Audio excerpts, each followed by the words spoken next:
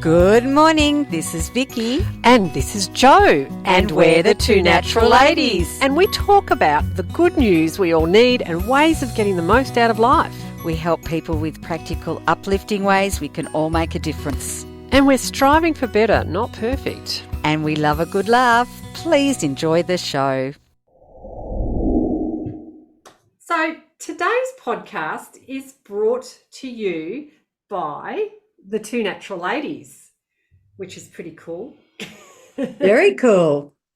So this time we want to talk about another one of our absolutely favourite products. What's that, Jo?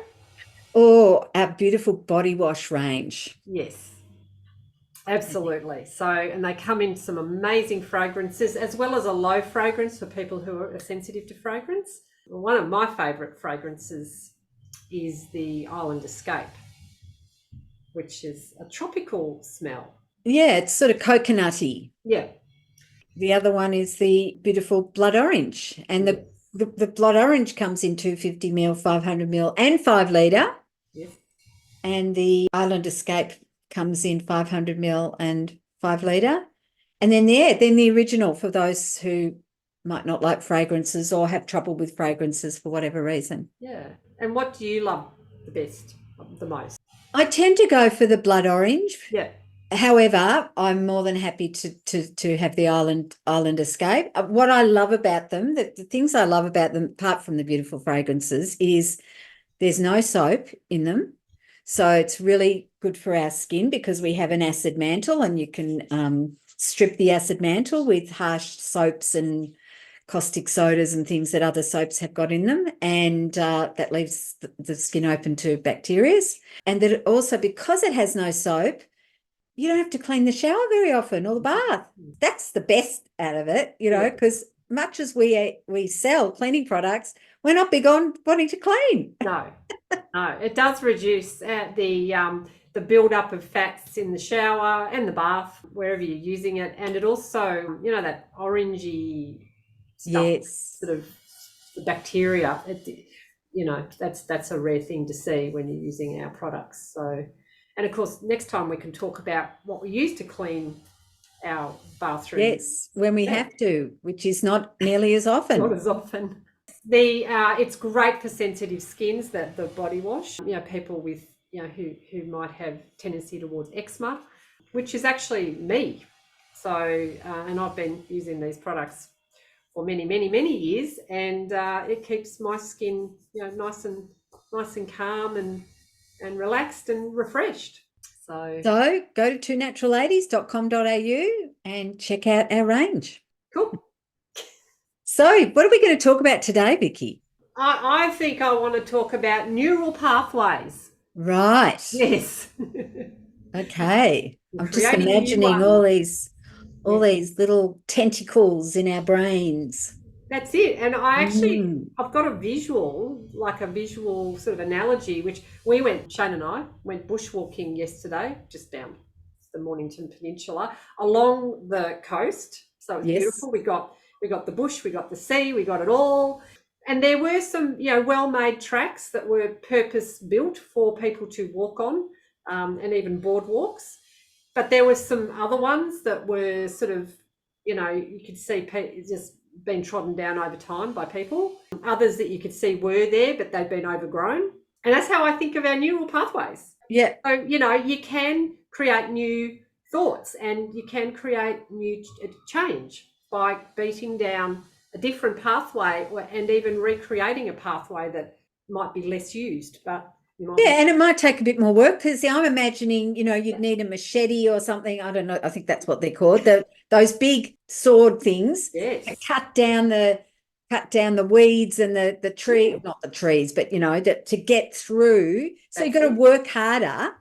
Whereas the work path, So when you're starting a new pathway, you have to work harder for it. But once the pathway's done, the next time you go, it's easier. And the reason you would be cutting down that pathway, would be to get somewhere such as a beautiful view of the ocean. Yes. Or, more of the beautiful bushland. Or there might even be a pot of gold. Who knows? Who knows? But, usually we want to do it to, like we're talking about our brain now. Yes, I know. To enhance our life, Yes. maybe to bring more health and wellness, happiness. And we know what we're doing isn't serving us, but it's occurring but we're happy here, or, but we don't know what's on the other side of that unbeaten track. So this is what we know. So it kind of occurs like, a bit scary. Well, also, I mean, before I started doing what I'm now doing, I had the conversation of, why do I have to? Yeah. I've done all that. I used to go to exercise classes 5 days a week, and I'd walk, and I'd eat really well. And it was like, why do I have to do that? And it's too much work. And I don't want to have to be so regimented. And, this is the the conversation that's just blah, blah, blah, blah in my head. Yeah. And yet there was another part of me that was like, I really like it when I exercise, because I've like talking again about neural pathways and all of that kind of stuff. Those neural pathways were obviously there at one point. Yes. And they'd grown over again, as you were talking about. And so I didn't have to do as much work as I'd never had those neural pathways, because once I'd started doing it, it was like, that's what it feels like. I could start to feel it again. So, but yeah, we do sometimes have to battle with ourselves in our conversations, and they can be really strong. Well, and you and I have had a very strong conversation of, we don't like to cook and we don't like to clean. Yes. Even though we sell cleaning products. And, our hubbies, our partners in life, luckily do like to cook. Yes.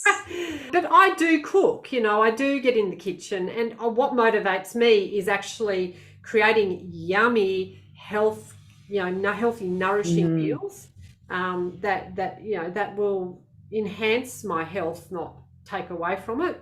And I've seen you just take that on recently. Because I don't have a hubby anymore. No, I mean, sometimes he still cooks for you when you ask. He does, but he tends to cook stuff that I don't want to eat anymore. So, and it's still not something I go, oh yay, I'm going to go cook. I'm not quite there. However, I'm really enjoying the rewards of what I've done, and I do it so that I don't have to cook every day, or I just have to do small amounts most days. Some days I'll have to spend a couple of hours, which is unheard of for me.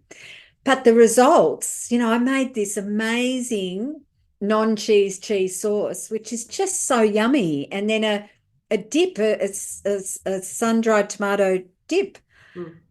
It's just like, I did that. Yes. You did a chickpea curry, didn't you? And a chickpea curry, yes. And that lasted you a few meals. I love those meals where you get then you don't have to. I mean, I don't want to cook every day, and sometimes no. Well, I've still got, and I'll have to eat it tonight, or unfortunately, and that is the problem. That if I'm going to follow recipes, because I'm not a natural cook, I have to follow the recipe, and what I will learn is amounts, because either I need to freeze, which is probably what I should have done, is frozen some of it, because the amounts I'm making is too much just for me.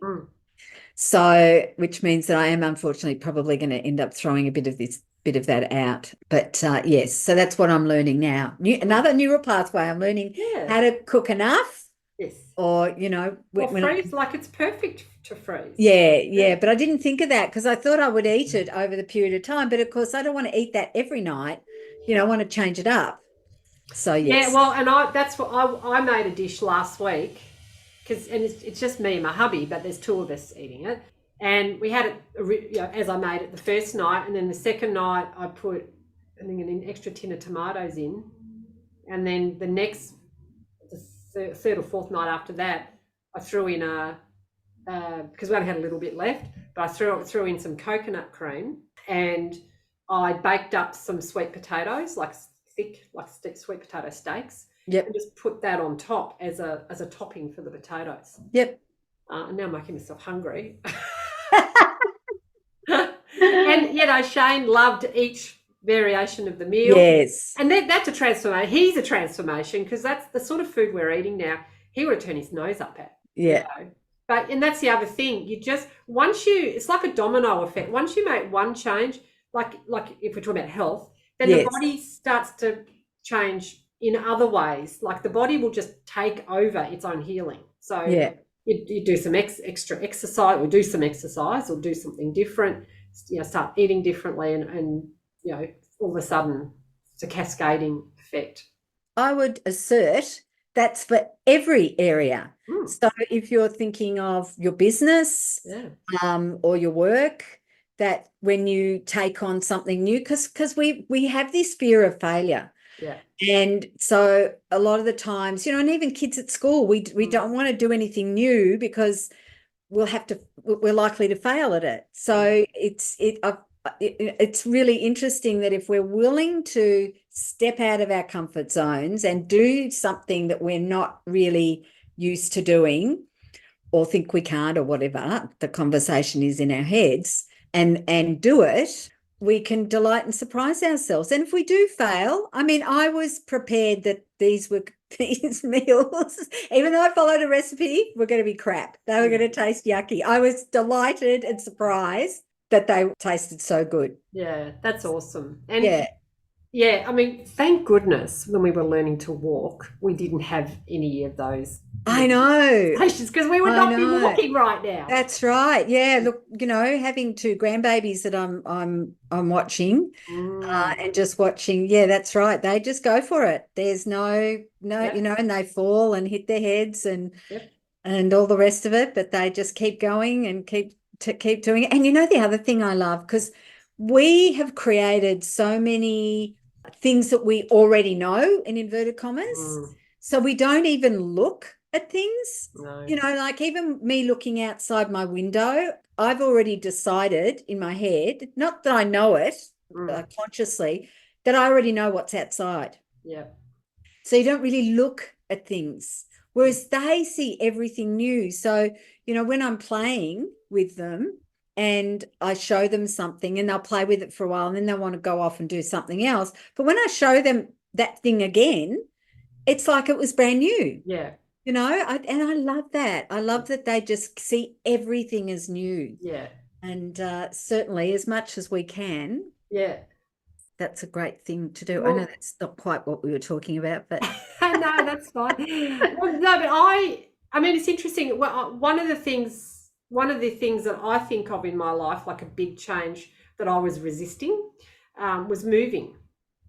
And I wasn't moving very far. but we moved half an hour away, and it was enough of a change for all of us. But again, I needed to just let go of what I knew and what I loved about where we were living, to step into where we are now. And now that we've been here a few years, it's like we've got a wonderful community around us, and we can go for a walk and just run into people as we're walking on the beach and have a chat. And we really, you and I really value community. Yes. So that's the sort of just letting go of what and you kind of have an inkling that things will work out. Like I wanted to move close to the beach, but but get past all of that moving is very hard work. Yes. And usually you look back and you think, oh, I'm really glad I did that. Absolutely. Yes. And even bigger stuff, like there's people dealing with addiction, there's people going through marriage breakups. I've been through one myself, a marriage breakup, and so it does feel really hard, but in the end you look back and you see how much you've grown and learned. Yeah. How great life is now. Yeah. It's interesting that human beings are willing to put up with a lot. Yeah. And stay stuck. Yes. Because as you said, that uncomfortableness of having to step out of wherever we are that's not working as we want it to. There may be elements of it, but it's not lighting us up. It's not, our life isn't, we don't love what we do and do what we love. Yeah. And we also can fool ourselves into thinking this is it. Like I can't make a change and it can't be better, but I want it to be better. Yeah. And it's like, absolutely it can be better, and absolutely you can do it. Yeah. And we are the orchestrators of our lives. Yes. And we can.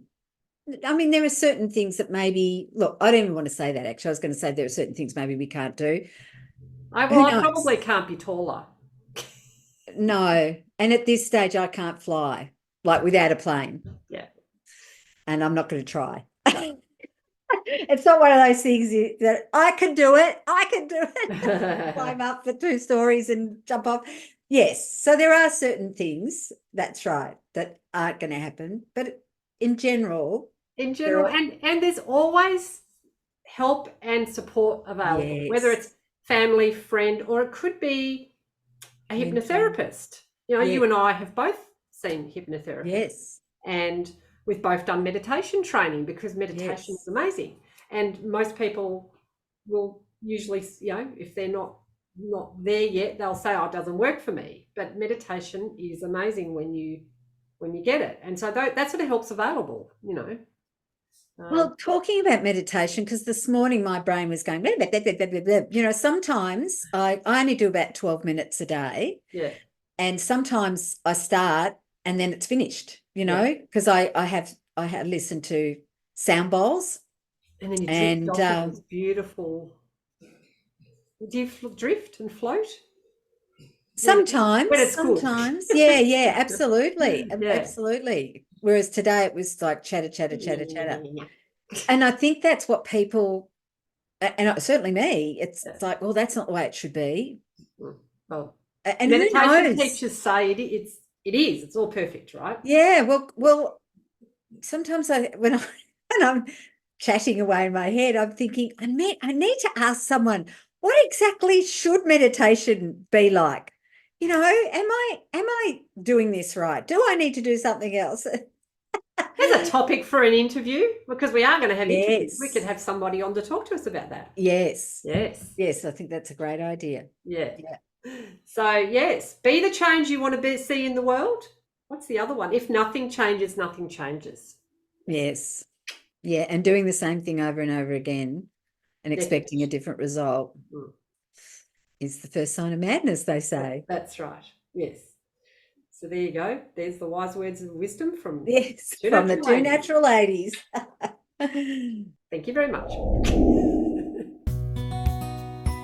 You've been listening to the 2 Natural Ladies podcast. Visit 2naturalladies.com.au for more information. Thanks for joining us.